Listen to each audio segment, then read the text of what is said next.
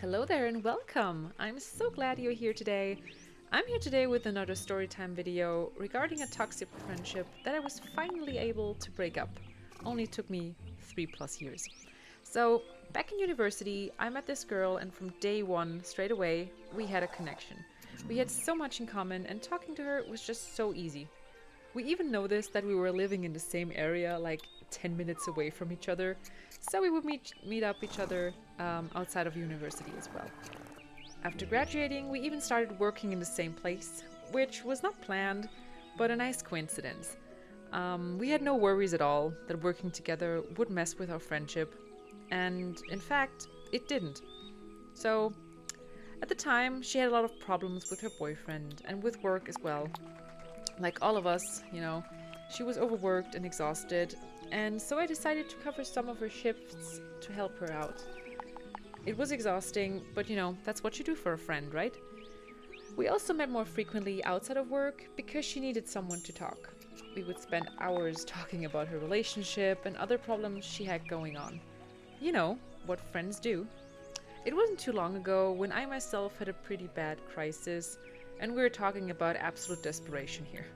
I don't want to go into further detail, but it was a pretty bad situation to be in. I'm sorry. So, everything was a bit much, and to get away for a bit, I went on a walk at 3 o'clock in the morning, crying my eyes out, without a jacket on, in late fall. And just for the record, it was snowing. Yeah, it was freaking cold. So, at some point, I was so overwhelmed with the entire situation that I decided to give her a call. And I get that 3 in the morning is a very bad time to be woken up by a ringing phone. Regardless, she picked up and I explained her the situation. That I was outside, anywhere in the world, because I had no clue where I was going. Like, I was just heading straight away. And how bad everything was. She pretty much told me that now was a bad time to talk and that she would call me during the day, which she did not. In fact, she never really contacted me again afterwards. Again, I understand that being woken up in the middle of the night is not a nice thing. It sucks, and honestly, in a normal situation, I would never do that. Especially when you consider that I work in a job where you have early shifts, like that start at 6 in the morning. So, yeah, it kind of sucks. But personally, and without being judgmental or anything, I would want to know where one of my best friends is going and heading in the middle of the night. I'm that kind of person who doesn't want to bother anyone, so I pretty much suffer in silence, if you want to call it that.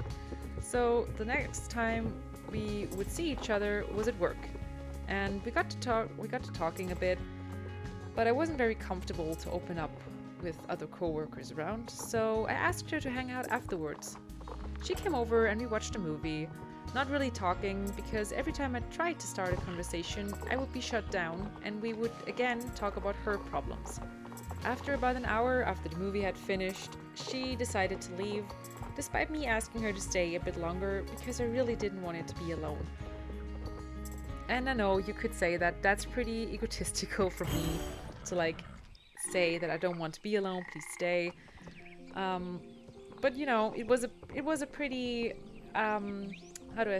it was a pretty extraordinary situation, and desperate times call for desperate measures. So after she left, because she didn't stay, I had some time to think about everything, and that's when I noticed that our friendship has always been this way. Me trying my best to give 100% and her not even trying to give 10% or something. And please don't get me wrong on this, I don't think that a friendship has to be 50-50% all the time. Sometimes one friend needs more and that is perfectly fine. I think what matters is that things in the end are equal again. Like for example, one day your friend needs 80% from you, so you can only get 20% from them, but the next time you need 80%, and so your friend can only get 20. Like, it's equal again, It's balanced, as all things should be.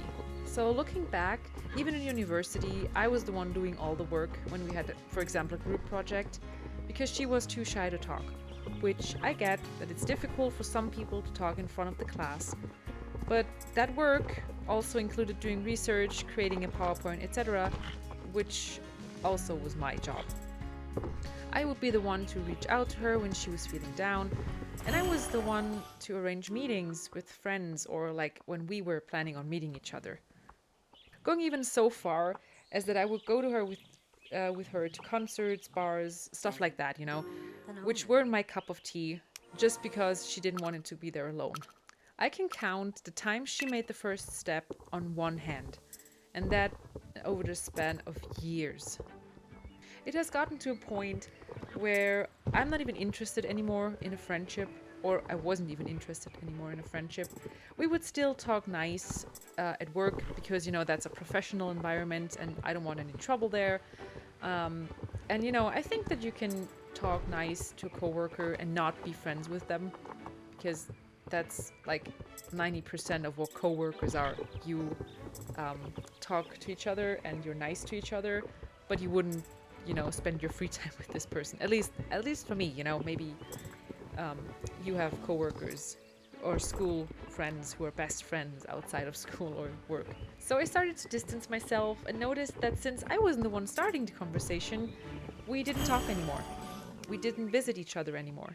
Which is even sadder because, again, we live 10 minutes away from each other. I mentioned in a previous video that we tried to save 3 little bunnies, baby bunnies, which sadly passed away.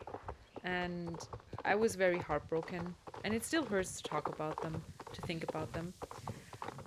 So I did try to start talking about them with her.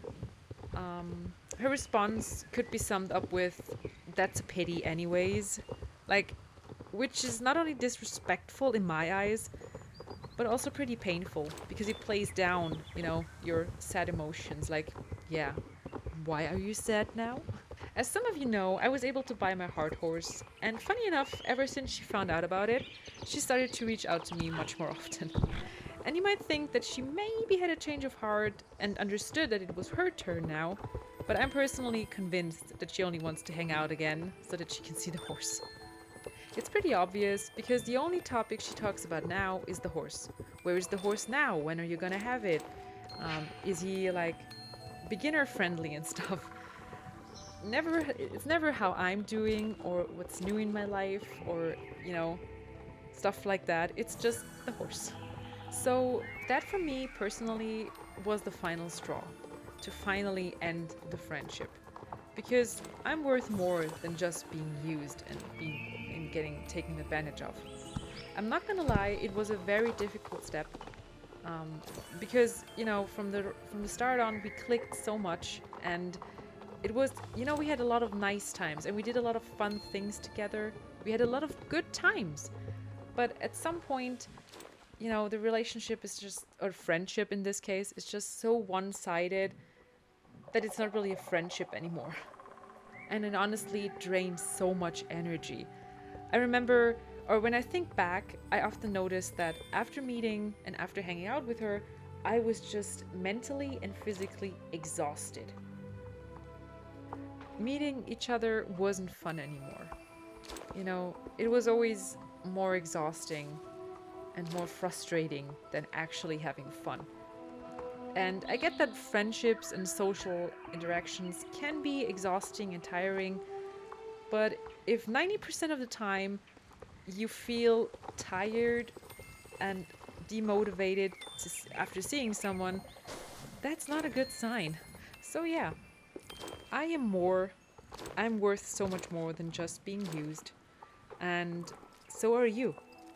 We are very special, and we don't need people who just take advantage of us.